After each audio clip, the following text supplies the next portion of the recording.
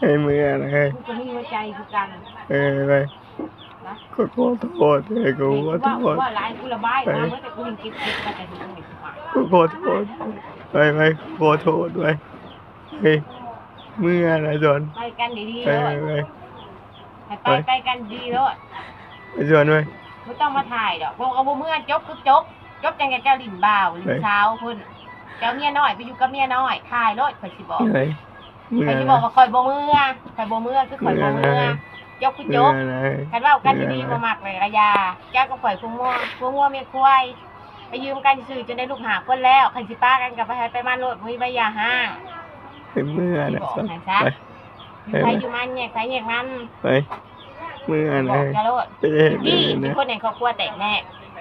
ที่บ้านน้องซะบอกไปหามันรถเมื่อนะสันบอกเจ้าต้องมาสอนข่อยบอกอย่าเศร้าที่เศร้าขอกับคนไว้ใจดีกันเมื่อนะกันว่าอยากว่าสร้างว่าอยู่พ่อบ้านกันจะทำจบแบบง่ายๆกันเลยจบแบบง่ายๆกับไปมาโลดไปใจข่อยคืนบ่ข่อยบ่อยากคืนแล้วข่อยบ่เอาแล้วข่อยบอกอยู่ข่อยให้มันไปแล้วไปแล้วบ่ต้องกลับมาข่อยบอกอยู่เพื่อนชาติเนี่ยจะเซ็นเลยบอกเพื่อนชาติข่อยเจ้าเบิดข่อยบอกเจ้าแล้วข่อยอยู่เพื่อนกับลูกข่อยดีเลี้ยงเป็ดเลี้ยงไก่เจ้ากลับขึ้นมาข่อยก็ยังมาโลดไม่เลื่อนพอข่อยใช้เจ้าเบิดจะบอกว่าจะไปเตะโตจะไปแล้วมันนี่ไปเจ้ายังกลับมาห่วงเพื่อนข่อยก็ให้เจ้าเบิดเจ้ายังไม่ยากต้องข่อยลงโลดให้เห็นโลดเพื่อนนี่แม่น้องอึ่งว้าว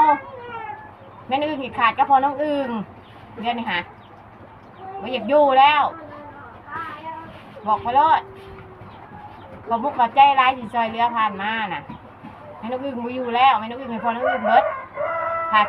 กันได้แหละไปเลยแม่น้องอึ่งอยู่เพื่อนลูกให้บ่ได้สิ่งใดที่ได้มากก็พอน้องอึ่งแม่น้องอึ่งส่งคืนหมดแหละเพื่อนลูกนั่นแหละที่ได้ก็พอน้องอึ่งแม่น้องอึ่งให้บ่ได้พอเข้าก็บ่ไปนั่งบอกให้ซะตรงๆเลยแม่น้องอึ่งไปหาเงินหาคำตากแดดตากลมตากคนพาลูกไปหน้าแหละหน้ากำเบิ่งแน่อยู่ช้าจิ้มหาปีจำคนหา60 ปีตากแดดหาเงินเบิ่งดีกว่าเบิ่งไฟดีกว่าอยู่ช้าจิ้มหาปีเขาชื่อจ่าปีกันจะก็เบิ่งว่าก็เท่ากันจะก็เบิ่งดูเป็นจังไดเนี่ยไปหาเงินน้ำผู้ชายมานอน4 เดือนเพิ่นเฮ็ดให้ในหนังกะดีบ่นั่นน่ะก็อย่าเว้าติดแล้ววันนี้เป็นอาการเลี้ยงได้เต็มคอกคายไปอยู่กับเมียน้อยกินเบิดแล้วกลับมาแม่นบ่แม่นถึกบ่เว้านะถึกสิกลับเมื่อโลดถึกบ่เว้าถึกข่อยบ่แม่นนะใส่จะกีบดอกข่อยบอกจะโลดลูกเจ้าลิ้นบุญกับปานนั้น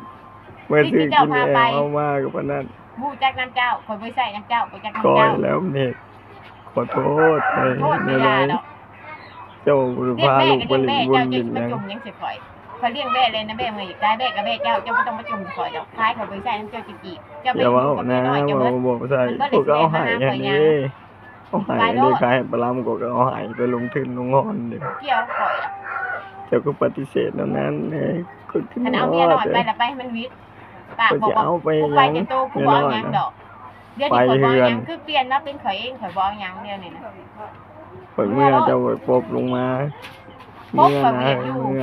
ข่อยคนใจเด็ดว่ายังคือมันข่อยว้าวโลดมันข่อยชิไปเมืองหนาวเมืองรังมันจะไปอยู่เมืองเมืองดิ้งหัวดอนข่อยไปโลดอยู่สบายใจข่อยไปเมื่อโลดใครมาว่าข่อยบ่เปลี่ยนใจข่อยบ่เมื่อคือข่อยบ่เมื่อนะสอนไว้ข่อยว่าดีๆบ่มักมาเลือกมันสิยาวจังหน่อยจะหยิบเมื่อเห็ดนะเห็ดได้ก็เห็ดโลดไว้เรื่องงานเป็นยาวเป็นข่อยสิกลับเมื่อได้แบบเราควรนะ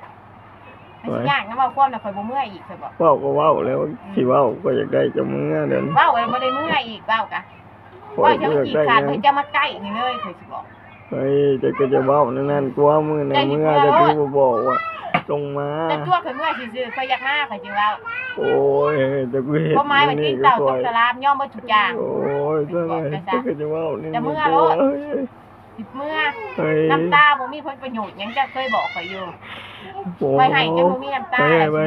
เคยบอกเจ้าเจ้าว้าวนี่มันเจ็บเลยเจ็บเลยผมมันเจ็บเลยซ้อนเจ้าเคยว่าสิข่อยอยู่แห้งเลยได้เดือนนี้นะไม่สิเจ็บยังข่อยผ่านเนาะพอแห้งเลยข่อยยังพ่อมาเรียกมาเรายังเป็นว้าวคนนี้เลยเจ้าคนเดียวเป็นยังผ่านมาได้ข่อยแห้งลูก4-5 คนข่อยยังผ่านมาได้อดมื้อกินมื้อข่อยยังอยู่ อีต้นลูกไปกวน เคยต้นเนี่ยไปกินพาลูกมา เฮ้ แต่ ย เมื่อโลด เฮ้ยจะเกลียดตัวนี้ก็ปล่อยกูเว้ย มาตัดขาคือตัดขาไม่ต้องมาวนมาชนกับข่อยหาเป็นต้นต้นไปก็ได้จะมาใกล้โลด จะไปว่าด้วยกูเว้ยเจ็บเลยจะว่าด้วยนี่เจ็บปวดที่เลยเฮ้ย จะบอกให้เมื่อ โอ้ตัดเองเจ็บเป็นปวดเลย อัด ที่ ตู้ ว่า เนี่ย โอ้สิเมื่อเดือนหนึ่งเจ้ามาให้ข่อยมา อัดตู้เนี่ยลูก เอ้ยมาลืมอะไรเลย ได้บ่ได้ก็อย่าย่างเจ้าเห็นจะข่อยเจ้าบ่คืน สอน ข่อยเคยอยู่เจ้าข่อยยอมหมดชีวิตให้เจ้าเจ้าบ่หักษามันเอง ไอ้กูขอโทษ บ่ สอน จะหาได้มึงยากเนี่ยแต่จะหาคนแบบข่อยมึงยากคนมาสื่อสัตว์กับเจ้า ไป สื่อร้ายจะไปเห็นเป็นชัดขึ้นมาที่ บอกก็ คน เคยเว่าเรื่องเตือนนะตอนนี้ จะเห็นข่อยเป็นคนแบกนี่นะ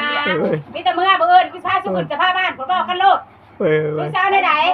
ไป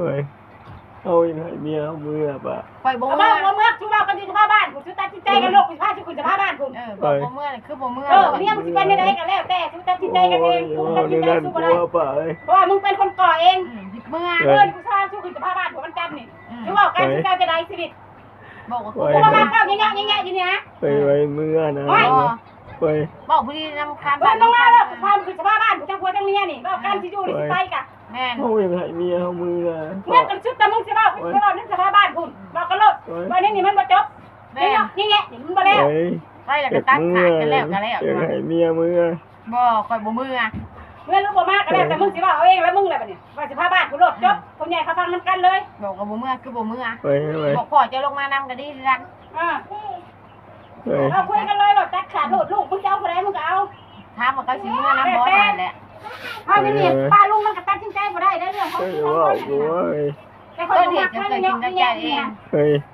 เมื่อไหนว่าข่อยมาง้อเอาใดเดี๋ยวนี้นะ ง้อบ่ได้ก็บอกมันสายเกินไปอ่ะง้อยังง้อยำเนี่ยมันสาย ไปเมื่อ พระ นะ เจ้าเคยบอกเจ้าบ่ฟัง เมื่อไหนเว้ย พระเจ้ามาสายสิมายากยังนำข่อย ไปเมื่อ ไป ลูกมัน เมื่ สิ อ เกิ นะ นเพื่อนเพื่อนพาบ้านสิเจ้ายังจะว่ายังจะว่าก็โลดบัดนี้ ฮอดชาวบ้าน ไปมันก็บ่มีประโยชน์ขึ้นหรอก ไปเมื่อนะ ไปโทรบอกพ่อเจ้าดอกเมื่อโลด เอา เมื่อย อย่างแล้วเฮ็ดได้ได ไปเมื่อนะเด็ก ก็ เมื่ จะ อ ให้มันจ วะ บมาแล้ว เฮ้ย บ่